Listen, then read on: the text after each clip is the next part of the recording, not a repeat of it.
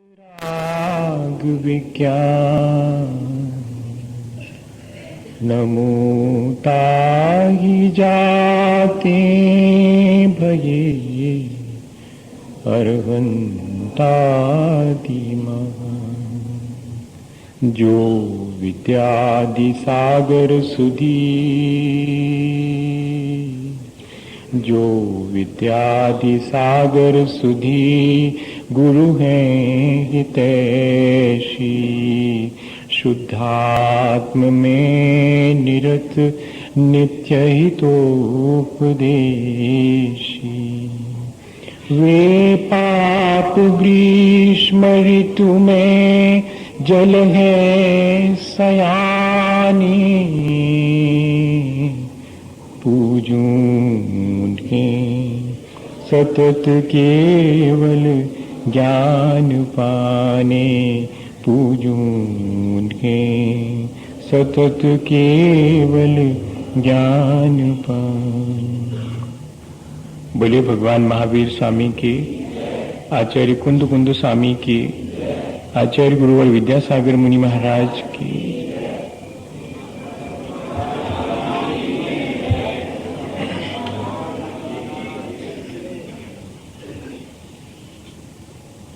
हम सभी के जीवन में हम अनुभव करते हैं कि सुख भी है और दुख भी है, और ये ठीक ऐसा है जैसे धूप छांव है। सूरज उगता भी है और अस्त भी होता है। खेल खेलते हैं तो हार भी होती है, जीत भी होती है। धंधा करते हैं तो लाभ भी होता है, हानि भी होती है। लेकिन कोई अगर इन दो में से किसी एक को स्थायी मान लेवे तो वही उसके दुख का कारण है। और जो दोनों के बीच, दोनों को स्थायी नहीं मानता है और दोनों के बीच शांति से अपना जीवन जीता है, वो बहुत आसानी से अपने जीवन को ऊंचा उठा लेता है। हम लोगों के साथ मुश्किल ये है कि जब सुख के दिन आते हैं, जब हमारे किसी पूर्व पुण्य के उदय से, साका के उदय से जब थोड़ी सी हमारे जीवन में अनुकूलता आ जाती है, तब हम अहंकार कर लेते हैं और ये भूल जाते हैं कि ये क्षण भी थोड़ी ही देर टिकने वाले हैं। और इसी तरह तब उसमें हम गाफिल होकर के भी अपना अहित करते हैं। और इसी तरह जब हमारे अपने किसी पूर्व संचित असाता कर्म के फल स्वरूप हमारे जीवन में पीड़ा, दुख और संकट हमें घेर लेते हैं, तब हम उसके चलते इतने बेसुध हो जाते हैं कि अपने उस अनंत सुख को, जो कि हमारा स्वभाव है, विस्मृत कर देते हैं और ये मान के बैठ जाते हैं कि अब मेरा जीवन व्यर्थ है, जिंदगी हो गई, मैंने कभी सुख का अनुभव नहीं किया, हमेशा मुझे दुख ही दुख मिला, और जीवन से हम निराश हो जाते हैं। ऐसा व्यवहार तो हम अपने सुख और दुख दोनों के साथ अभी तक करते आए हैं। लेकिन हम ये उस समय याद रखें कि धूप छांव थोड़ी थोड़ी देर की होती है और उसमें हमें किस तरह अपना रास्ता व्यतीत करना है, ये हमारे ऊपर निर्भर करता है। जब हम रास्ते से चलते हैं तो धूप भी आती है, छांव भी आती है। सुबह की रोशनी में यात्रा करते हैं, शाम होते होते और रोशनी समाप्त हो जाती है, अंधेरा आ जाता है, तो क्या हम अपनी यात्राएं स्थगित कर देते हैं? नहीं, हम विश्राम करते हैं और सुबह का इंतजार करते हैं कि सुबह फिर सूरज उगेगा। क्या ऐसे ही जब मेरे जीवन में कोई क्षण दुख के आए, क्या मैं उस समय ऐसा ही मान करके कि चलो मेरे विश्व के आए, क्या मैं उस समय ऐसा ही मान करके कि चलो मेरे विश्राम के क्षण हैं, इनमें ज्यादा संक्लेशित होने से कुछ नहीं होगा, शांत रहने से ये आसानी से निकल जाएंगे, ऐसा विचार करते हैं क्या? नहीं कर पाते हैं। ये इतना और अपने को सीखना है। दो लोग धूप में चले जा रहे हैं और थोड़ी दूर आगे जाकर के जब दोनों छाया में पहुंचे तो एक सोच रहा है कि अभी इतनी दूर से धूप में चल के आए, ये थोड़ी सी छाया मिली, आगे फिर धूप दिख रही है। और ऐसा सोच करके छाया में खड़े होकर के भी संक्लेशित है। ऐसा भी हम लोगों के साथ है। और दूसरा व्यक्ति वो भी छाया में खड़ा है और विचार कर रहा है कि देखो कितनी बढ़िया तो छाया है, आगे बस थोड़ी सी धूप है, उसके बाद तो फिर छाया आ जाएगी। वो भी छाया में खड़ा है और छाया का आनंद ले रहा है। सुख के क्षणों में इतने गाफिल नहीं होना कि दूसरे के दुख को ना समझ पाए, और दुख के क्षणों में इतने ज्यादा निराश नहीं होना कि फिर जीवन में सुख की आशा ही समाप्त हो जाए। इतना यदि हम सीख लेवें तो ये सुख और दुख धूप छांव की तरह आएंगे और निकल जाएंगे, मेरा ज्यादा बिगाड़ नहीं कर पाएंगे। क्या ये टेक्निक हमको सीख लेनी चाहिए? है तो अच्छी, पर देर बहुत लगेगी इसको सीखने में। थोड़ा और विचार कर ले में कि मेरे जीवन में सुख के क्षण कैसे मैं ज्यादा कर सकता हूं और दुख के क्षणों को कैसे मैं घटा सकता हूं। आएंगे तो दोनों, लेकिन उनका ड्यूरेशन मैं किस तरह से, जैसे मैं चाहूं वैसा उनका ड्यूरेशन मेंटेन करके रख सकता हूं। और इसके लिए आचार्य भगवंतों ने एक सूत्र दिया है। अगर हमारे जीवन में आज सुख साता है तो उसका कारण हमारे भीतर कहीं मौजूद है। उसके लिए हमने जो एफर्ट किया था वो हमें जरूर याद रखना चाहिए। सुख में इतने गाफिल नहीं हो जाना चाहिए कि मैंने इस सुख के पाने के लिए जो एफर्ट किया है वो भूल जाए। और दुख के क्षणों में भी इतने निराश नहीं होना चाहिए कि अपने बारे में ये ना सोच सके कि मैंने ये दुख आखिर कमाया कैसे, इसका इंतजाम मैंने ही किया होगा। अब मैं आगे सावधानी रखूं, नहीं तो फिर मुझे यही दुख कंटिन्यू, लगातार मुझे इसी दुख को भोगना पड़े। तब एक सूत्र रखा। असल में बात तो सिर्फ इतनी है कि दूसरे को दुख पहुंचाने की सारी चेष्टाएं अंततः अपने को सुख पहुंचाने की हैं, और दूसरे के सुख का विचार करना अंततः अपने सुखी होने का सीधा सच्चा सा उपाय है। लेकिन इतनी जल्दी समझ में आ जाता तो काहे को इतना और बढ़ाते, बहुत मुश्किल होती है। बात तो इतनी सी है कि मेरे द्वारा दूसरे को सिर्फ सुख ही पहुंचे, कभी दुख ना पहुंचे, बस बात इतनी है। सोच इतना ही आवश्यक है। अब इसको कैसे हम अपने जीवन में अप्लाई करें, तो उसके लिए एक सूत्र दे दिया।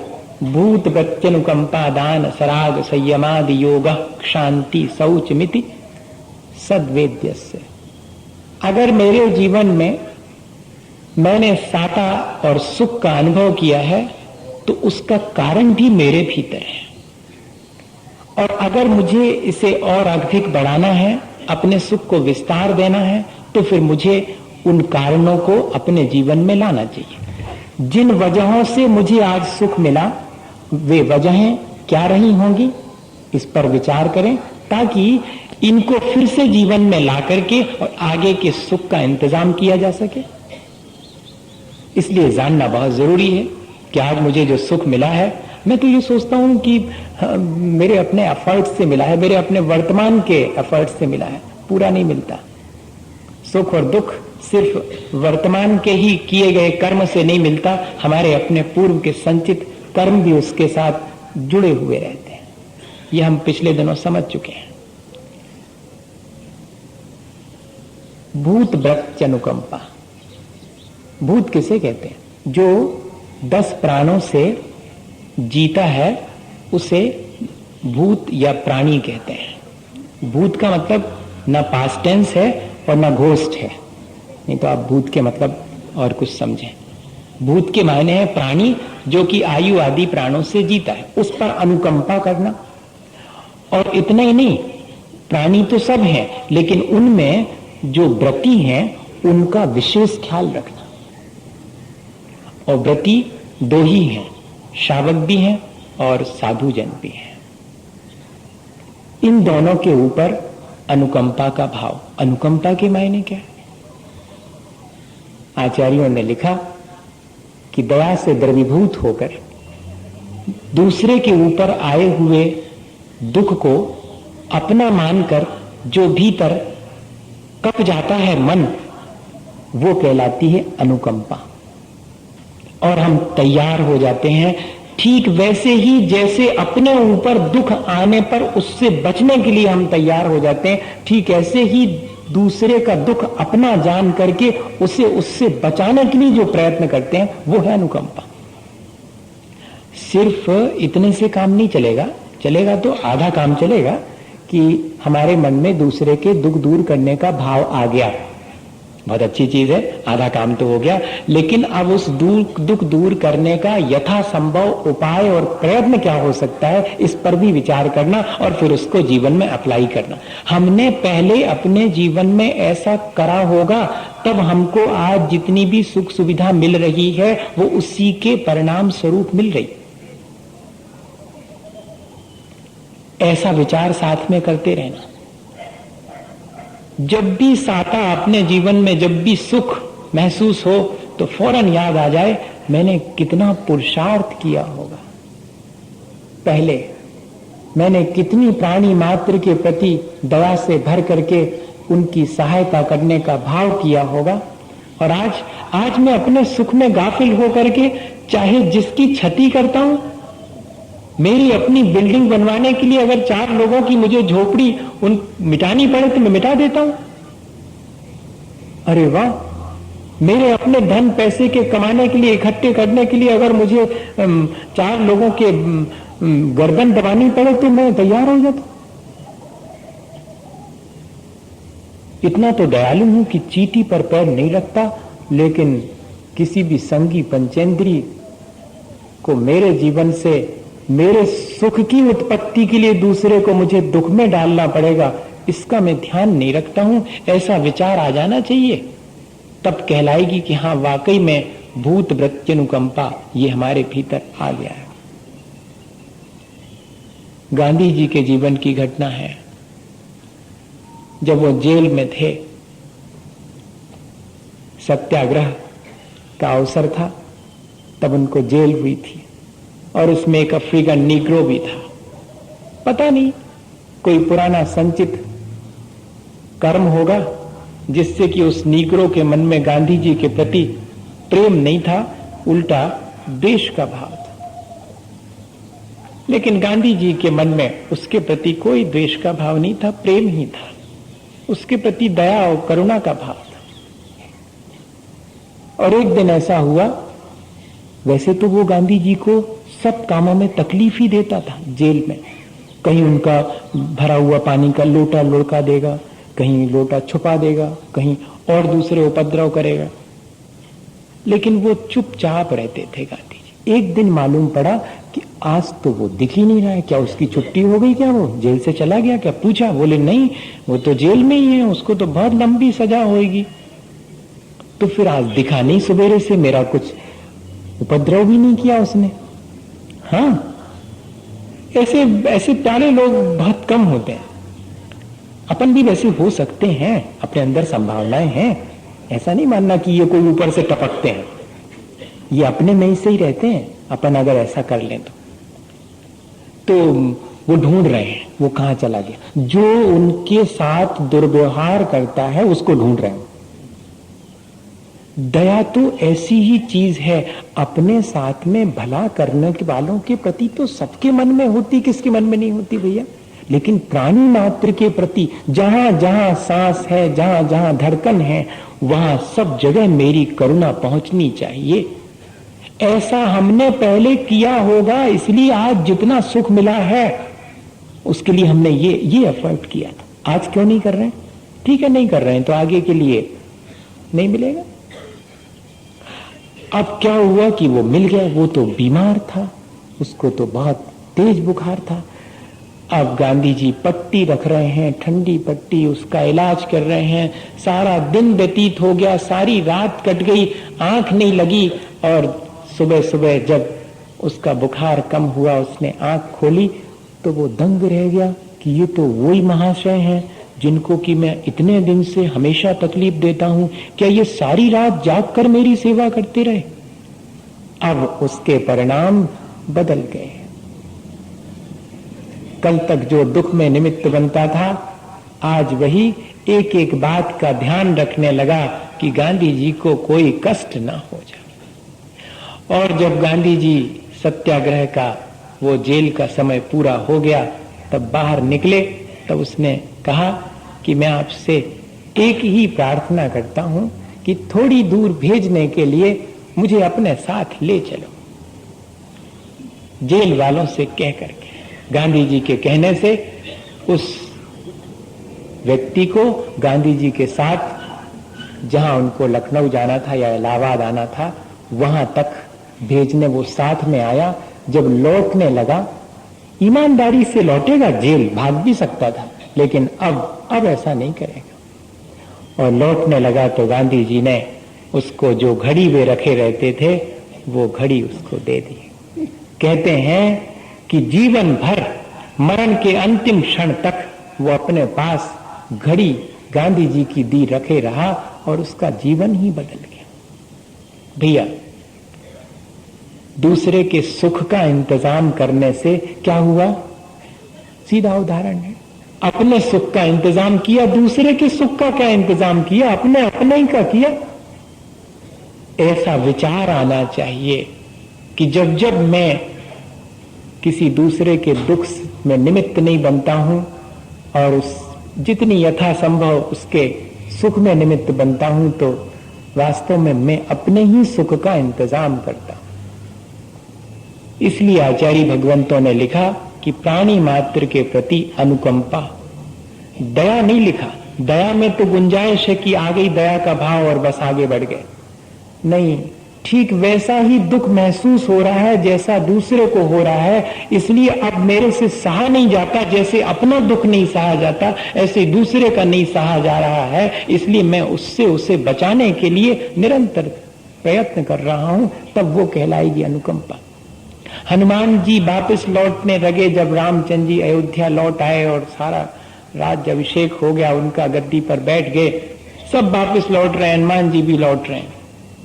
सब तो कह रहे हैं कि सुग्रीव भी कह रहे हैं कि जब आपको जरूरत पड़े तो हमको जरूर याद करना और हम आपके साथ हैं। सब कह रहे हैं और सब जाते समय कह रहे हैं, और हनुमान जी कुछ भी नहीं कह रहे हैं और जा रहे हैं। तो सीता जी ने धीरे से कहा कि और आप तो इतने भक्त हैं, आप कुछ भी नहीं कह रहे हैं, आप तो कुछ तो कहो कि कभी जरूरत पड़े। तो क्या कहा था उन्होंने? मैं तो यही चाहता हूं कि रामचंद्र जी को मेरी जरूरत कभी ना पड़े। मतलब तुम बचना चाहते हो उनकी सेवा से? नहीं, मैं सेवा से नहीं बचना चाहता, उन पर जब दुख आएगा तब ना मेरी जरूरत पड़ेगी। मैं तो चाहता हूं उन पर दुख ही ना आए, इसलिए मेरी जरूरत ही नहीं पड़े। वास्तव में तो अनुकंपा यही है कि दूसरे को दुख ही ना हो, मेरी जरूरत ही ना पड़े, और अगर किसी को दुख है तो मैं उसके लिए प्रयत्न करूं उस दुख से बचाने का। ये और त्यागी वृत्ति के प्रति तो विशेष रूप से, प्राणी मात्र के प्रति तो ऐसा भाव होना ही चाहिए, उनके दुखों से उन्हें बचाने का, उन्हें मोक्ष मार्ग पर लगाए रखने का। वे सच्चे सुख की खोज में निकले हुए हैं, अगर हम उनकी सेवा करेंगे तो हम भी सच्चे सुख को पालेंगे, इस भावना के साथ। इसलिए विशेष रूप से त्यागी वृत्ति जनों के प्रति अनुकंपा का भाव, उन्हें कभी भी दुख ना पहुंचे इस बात का ध्यान बना रहे, मेरे द्वारा उन्हें दुख ना पहुंचे। भैया, दूसरे को अपन सुख तो पहुंचा नहीं सकते, अब कौन पहुंचा सकता दुख? सुख पहुंचा सकती क्या? सुख का उपाय कर सकती, सुख पहुंचे न पहुंचे उसके ऊपर। फिर भी हमारे मन में भावना ये होनी चाहिए कि मेरे माध्यम से दुख ना पहुंचे। और फिर उसके बाद कह रहे हैं सराग संयम नहीं, दान, भूत वृत्त्यनुकंपा, दान। दान के बारे में तो अपन बहुत समझ चुके हैं। दूसरे के प्रीति के लिए, दूसरे के उपकार के लिए अपनी वस्तु का त्याग कर देना, ये कहलाता है दान।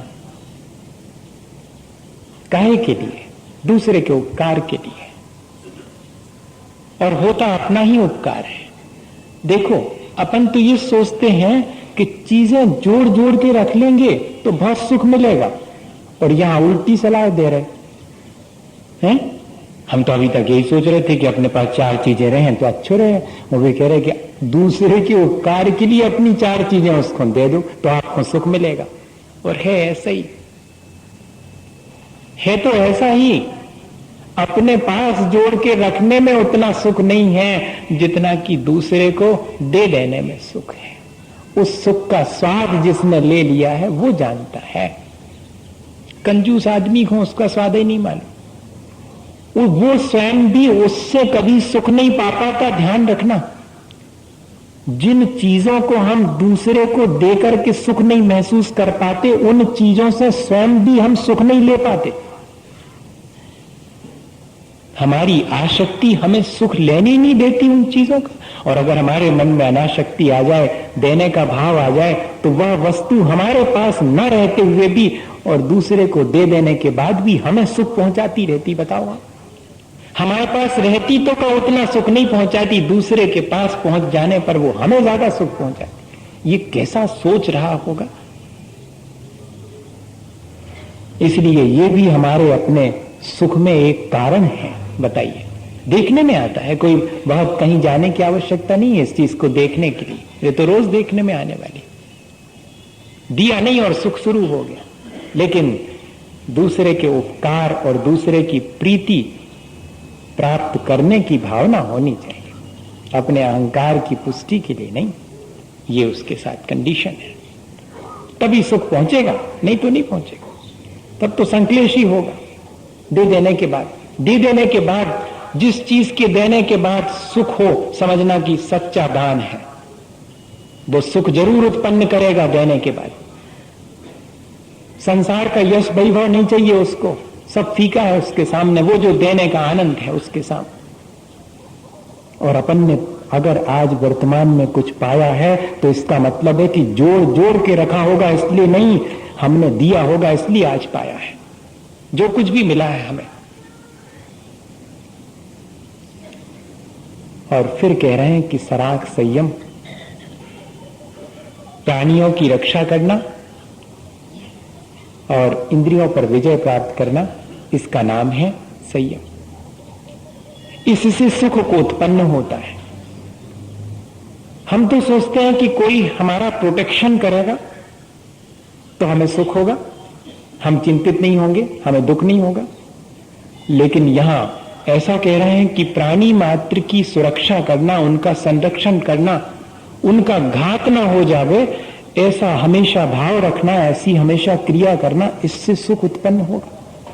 हमारे सुख का इंतजाम हम इस तरह कर सकते हैं। और अपने मन, वाणी और शरीर पर नियंत्रण रखना, क्योंकि ये अनियंत्रित हो जाते हैं तो मेरे दुख में कारण बनते हैं, और अगर इन पर मेरा नियंत्रण रहे तो यही मेरे सुख में कारण बनने लगते हैं। यही संयम है। सामान्य रूप से तो ये लगता है कि संयम बड़े दुख का कारण है, सब तो छिन जाएगा, कुछ तो रहेगा नहीं। कहते नहीं, वास्तव में जो सुख है वो प्राप्त हो जाएगा।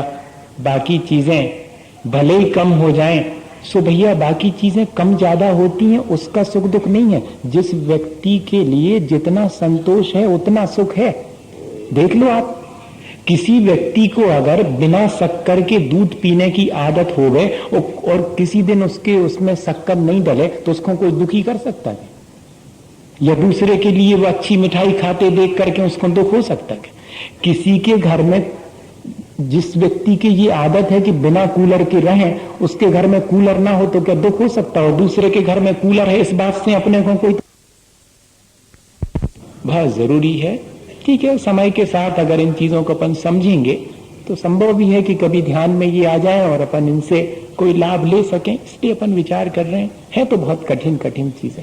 मैं आपसे इंटरप्रेट जब कर रहा हूं, जो आपको बता रहा हूं, तब भी मुझे भीतर लग रहा है, इसलिए मैं बीच में बोल देता हूं। भीतर लग रहा है कि है तो मामला थोड़ा कठिन, जितना आसानी से कहा जा रहा है उतना आसान नहीं है इसको करना, क्योंकि अभ्यास जिन चीजों का है वे ठीक इससे विपरीत है। बस मुश्किल ये है और उस अभ्यास को तोड़ना, उस नए अभ्यास को शुरू करना कठिन काम है।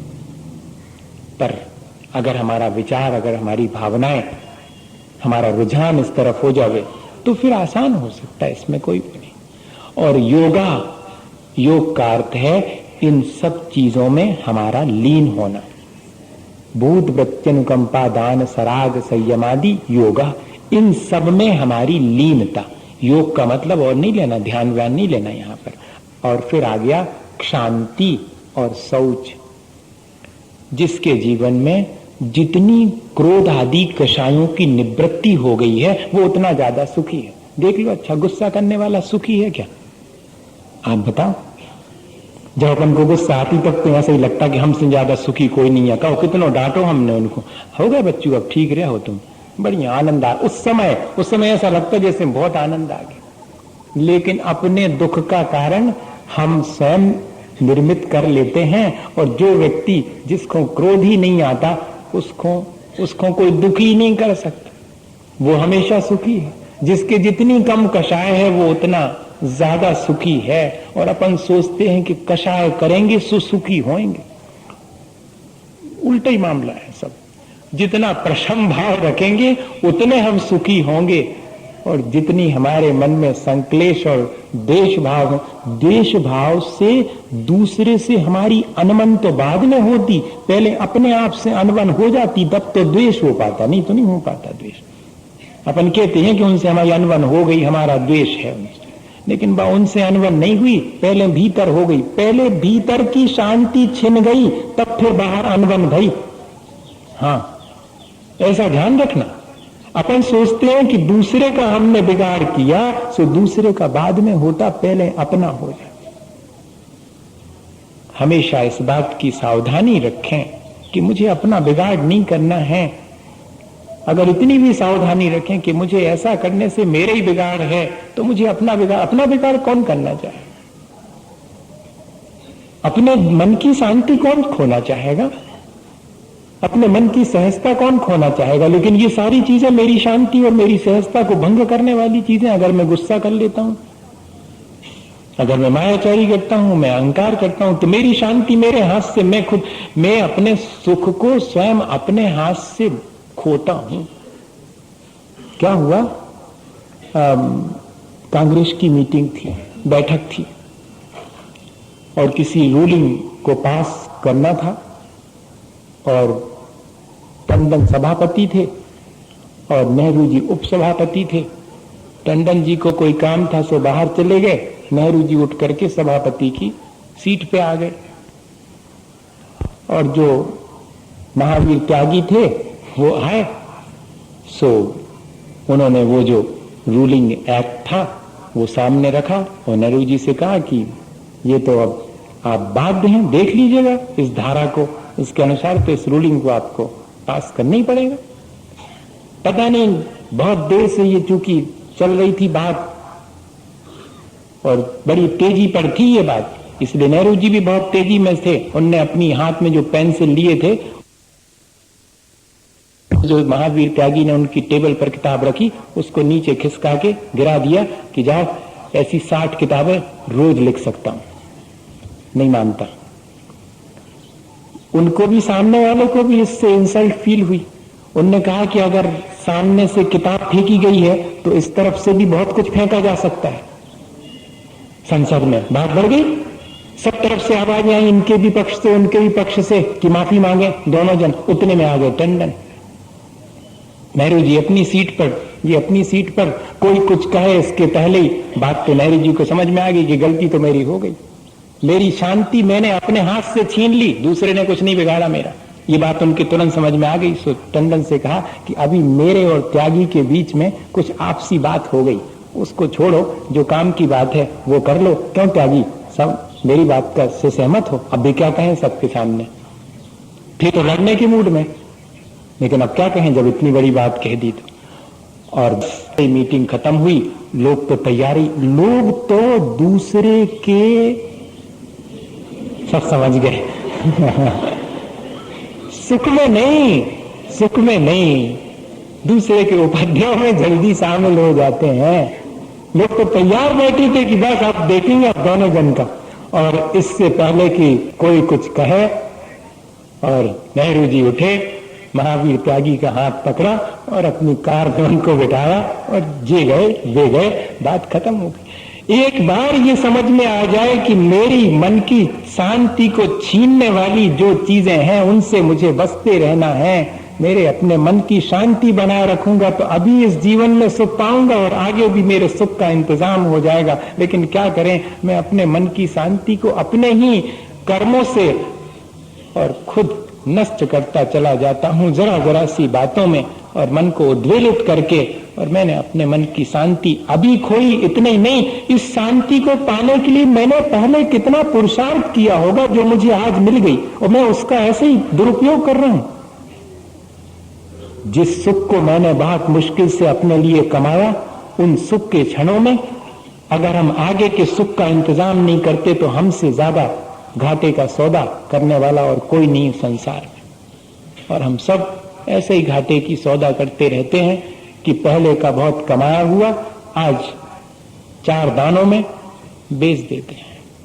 बहुत सावधानी की आवश्यकता है। और आखिरी सूत्र की बात है निर्लोभ वृत्ति। शौच के मायने क्या है? निर्लोभ वृत्ति, सुचिता, पवित्रता। और पवित्रता आती है निर्लोभ वृत्ति से आती है।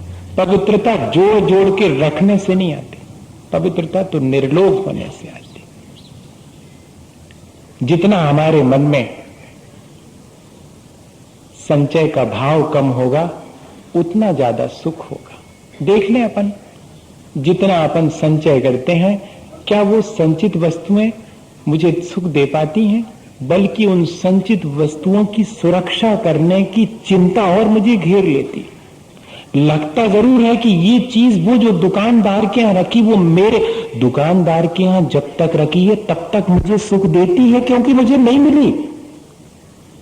हाँ, और जिस दिन वो दुकानदार के वहां से उठ करके मेरे यहां रखी जाएगी, उस दिन से उसमें से सुख गायब। फिर तो वो जो दुकानदार के यहां दूसरी आ गई है उसमें सुख दिखेगा, इसमें थोड़ी दिखेगा। ये रोज का अनुभव है ऐसे, इसमें किसी कोई बहुत नई बात नहीं कह रहा हूं, अपने जीवन में रोज का अनुभव। फिर उस चीज में से सुख नहीं मिलता, बल्कि ये चीज हमेशा बनी रहे। कैसे बनी रहेगी? वो उठा के न ले जावे, संभाल के रखो, इसकी चिंता और ले आए थे अपने सुख के लाने, और एक और मुसीबत आ गई। भैया बहुत सीधा सा हिसाब है, जितनी निर्लोभ वृत्ति होगी, जितना चीजों का कम लोभ होगा, जितनी अनाशक्ति होगी, उतना ही सुख मिलने वाला है। एक उदाहरण है इसका, बनारसी रास का उदाहरण तो है ही कि जिनके घर में चोर घुसे थे और पोटली भर के सामान रख लिया था, उठाते नहीं बना था, सो खुद उठवा दो कि ले जाओ, अच्छो भाव जाओ, और इतनी मुश्किल और कम हुई कम से कम है। ऐसा अपने साथ तो बहुत कठिन है होना। और इससे भी आगे का एक उदाहरण है, एक बिल्कुल फकीर किस्म का व्यक्ति था, बिल्कुल सज्जन, और बहुत कम उसके पास सामग्री थी, और उसके घर में चोर घुस गया। असल में उसके रहने का इतना स्टाइल बढ़िया था कि कोई समझे नहीं, इतना प्रसन्न व्यक्ति, इतना सुखी व्यक्ति, तो किसी को लगा होगा कि इतना प्रसन्न और सुखी व्यक्ति, इसके पास होगा कुछ ना कुछ। घुस गए चोर। अब जब चोर घुसे तो उनको कुछ नहीं मिला, बड़े परेशान कि ये तो मामला गड़बड़ हो गया। और ये जो सज्जन थे उनकी भी नींद खुल गई। इनने देखा कि कोई घुसा है, सो जा करके चुपचाप उठ करके खिड़की पे बैठ गए। ये चाहते और धीरे से कुंडी भी खोल दी, किन्ने कर जाइए धीरे से, कछु हल्ला, कोई डरवे की बात कछु नहीं है, अब आए हो तो। और वहां बैठ करके खिड़की में, और क्या कह रहे हैं, अब देखो बिना बताए आए, परेशान भाई, हमें पहले बता देते कि हम आ रहे हैं, हम इंतजाम कर लेते, कुछ भी तो अब है ही नहीं कुछ। ऐसा बहुत कठिन है, लेकिन लिखा तो है ऐसा, कभी कहीं घटित हुआ होगा ऐसा, इसमें कोई शक नहीं। अब वो चोर भी मुश्किल में है कि ऐसा आदमी नहीं देखा हमने सज्जन जो ये कह रहा हो कि हम बता के आते। फिर भी तुम यहां से खाली हाथ जाओगे, इस बात का दुख मुझे होगा। तुम जहां भी हो वहीं रहना, हम जरा घर में हमारी गतिविधियों से भाग नहीं जाना, हम तो कुछ ढूंढ करके बताए देते हैं कि यहां रखा है। एक बार किसी ने मुझे 10 रुपए का नोट मुड़ा तुला सा दिया था, वो शायद रखा होगा अलमारी में, तुम्हें नहीं मिलेगा, मुझे मालूम उस कागज के नीचे रखा। और फौरन जाकर के अलमारी खोल करके कागज, हाँ रखा है यहीं पर, और निकाल लिया, ये ले लो। अब बताइएगा, खाली हाथ तुम जाओगे तो मुझे दुख होगा, मुझे बिना बताए काहे को आ गए, मैं इंतजाम नहीं कर पाया, आए हो तो ये लेके जाओ। अब वो चोर क्या कहे, ऐसे साहूकार के पास तो कभी नहीं आया। साहूकार वो जो अपना दे सके, और चोर वो जो अपना दे ना सके। अभी तक मैंने चोरों के यहां चोरी की थी, आज साहूकार के यहां आया हूं जो देने तैयार। और जाने लगा तो क्या कहता है वो सज्जन पुरुष, इतनी ठंड में रात में घर जाओगे, कुछ ओढ़ के तो आना था, अब यहां क्या धरा हुआ है। लेकिन एक कंबल तो है मेरा, इसको ले जाओ। मैं तो इस 4 दीवारी के भीतर बैठा हूं, मुझे उतनी ठंड नहीं लगेगी, सहन कर लूंगा, तुम तो बाहर जाओगे घर तक, कितनी ठंड होगी, ये ले जाओ। सो उसको वो भी उड़ा दिया। बताओ आप, इतनी निर्लोभ वृत्ति कभी अपने जीवन में जागृत हो सकती? अपनों के प्रति ही सही चलो, पराई के प्रति नहीं। अपनी तो अपनों के प्रति तक नहीं होता है, अगर बहन को राखी बांधवे आने तो भैया चिंतित है, तो हिसाब कैसे बनेगा। ये सारे जो प्रेम के संबंध थे उनमें भी ये चीज आ गई, लोभ आ गया। अरे सब दे दो, क्या फर्क पड़ने वाला, लेकिन होता नहीं। उन प्रेम के संबंधों में भी मेरे अंदर लोभ आ गया। तो जब प्राणी मात्र के प्रति मेरे अंदर निर्लोभ का भाव आएगा, तब मैं, ऐसा हमने पहले करा होगा तब आज सुख मिला है मुझे। ये सब चीजें ऐसा नहीं समझना, आज भले ही नहीं कर पा रहे हैं, लेकिन हमें जो सुख मिला है उसके पीछे हमने इतना पुरुषार्थ पहले किया होगा, हमें अभी भी करना चाहिए। और फिर कहते हैं सबसे बड़ी बात तो उसको कंबल और 10 रुपए दे के विदा कर दिया, और खिड़की पर बैठे और वो सज्जन चंद्रमा की तरफ देख रहे और ईश्वर से प्रार्थना कर रहे, आज मेरे घर पहली बार तो कोई आया और क्या दे पाया उसे, 10 रुपए और कंबल। आज अगर मेरे पास ये इतना सुंदर चमकीला चंद्रमा होता तो मैं उसे भी दे देता। और वो व्यक्ति वापस लौट के आया, उसकी मां ने कहा कि किसके यहां से चुरा के ले आए, पचा नहीं पाओगे इतने निर्लोभी व्यक्ति के, जाओ वापस लौटा के आओ। तो वो वापस लौटाने दरवाजे पर खड़ा हुआ है और ये जनाब ईश्वर से प्रार्थना कर रहे हैं। वो तो गदगद हो गया, चरणों में गिर गया। दूसरे की निर्लोभ वृत्ति दूसरे को भी निर्लोभ बनाती है, और हमारी लोभ की प्रवृत्ति दूसरे में भी लोभ जागृत। हम अपने साथ दूसरे का घाटा भी करते हैं, ये ध्यान रखना। आज निरंतर बढ़ता हुआ लोभ हमारे दुख का कारण है। हमने पहले निर्लोभ रह करके ये मनुष्य जीवन का सुख पाया होगा, और आज इस मनुष्य जीवन में लोभी हो करके और हम स्वयं अपने दुख, अपने सुख से वंचित हैं। तो भैया अपन ने इस सूत्र से इतनी बातें सीख ली कि हम अपनी संकुचित और छोटी दृष्टि को हटाएं, सब प्राणी मात्र के प्रति हमारे मन में दया का भाव आवे। हमारे मन में, हमारे जीवन में जो शक्ति और सामग्री हमें प्राप्त हुई, जो भौतिक सुख हमें प्राप्त हुए हैं, उन भौतिक सुखों में सुख नहीं है, उन भौतिक सुखों के त्याग में सुख है। तो क्यों हम उन भौतिक सुखों में सुख मान करके, और जो हमने पहले त्याग करके इस भौतिक सुख को पाया है, इस भौतिक सुख में अभी मैं अगर सुख मान लूंगा तो आगे दुख का इंतजाम होगा। मैंने पहले भौतिक सुख छोड़े होंगे तब मुझे आज ये भौतिक सुख मिले हैं। आज इन भौतिक सुखों में मैं अगर रच पच जाऊंगा तो आगे फिर ये भी नहीं मिलेंगे, और आध्यात्मिक सुख तो मिलने ही वाला नहीं है। अगर भौतिक सुखों का त्याग कर देते हैं तो मुझे आध्यात्मिक सुख मिलता है, और भौतिक सुख तो रुंगन की तरह मिल जाते हैं। क्या कहते हैं उसको कि जब हमने धान की खेती की चावल के लिए तो पुआल तो वैसे ही मिल जाएगी, अगर हम इन भौतिक सुखों के प्रति निर्लोभ वृत्ति अपनी, जो हमें सुख सुविधा के साधन मिले हैं, जो हमें सामर्थ्य मिली है, उसका अगर हम सदुपयोग करें तो हम अपने सुख का इस जीवन में भी और अगले जीवन में भी बहुत अच्छे से इंतजाम कर सकते हैं।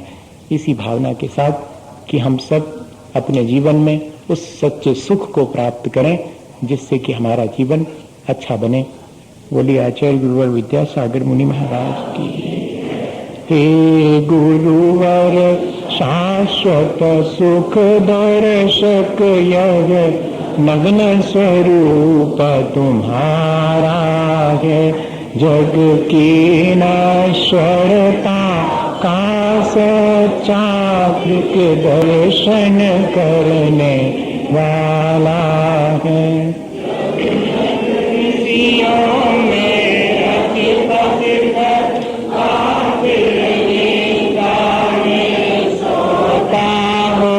अथवा वह शिव के निष्कंटक पथ में विषकंटक बोता हो निसाता सन्नाटा बन में बनचारी चरते हो, तब शांत निराकुल मानस तुम तत्वों का चिंतन करते हो।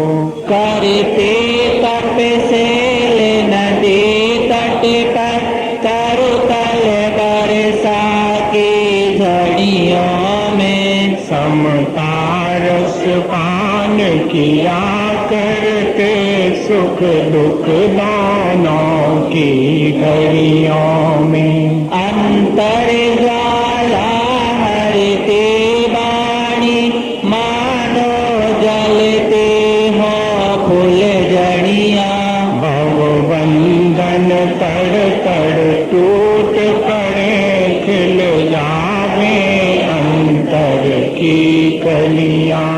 तुम सातानी क्या कोई हो, जग को दे दी जग की निधियाँ, दिन रात लुटाया करते हो शम शम की अविनश्वर मणियाँ। हे निर्मल देव तुम्हें प्रणाम, हे ज्ञान दीप आगम प्रणाम, हे शांति त्याग के मूर्तिमान शिव पथ पंथी गुरुवर प्रणाम। विनाश को ज्ञान के प्रकाश को आपा परिवास भानु से बखानी है, कहो द्रव्य जानवे को बंद विद बानवे को सफर पहचानवे को परम प्रमाणी है। अनुभव बताए बे को जीवों की जताए बे, कहू न सताए बे को घाटे ओरे आनी है। जहाँ तहाँ तारवे को पार के उतारवे को सुख विस्तारवे को यही हिलवानी है।